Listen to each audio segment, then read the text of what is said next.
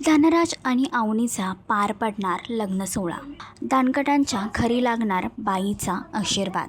बाई तुझा आशीर्वाद या मालिकेच्या आगामी भागामध्ये एक रंजक वळण पुन्हा एकदा प्रेक्षकांना पाहायला मिळणार आहे. एकीकडे अवनीचं लग्न थांबवण्यासाठी धनराज तिला घरातून घेऊन जातो, पण पोलिसांच्या म्हणण्याप्रमाणे धनराज आणि अवनी या दोघांना लग्न करावं लागतं. तर दुसरीकडे आता अवनी धनराजसोबत त्याच्या घरी आली आहे.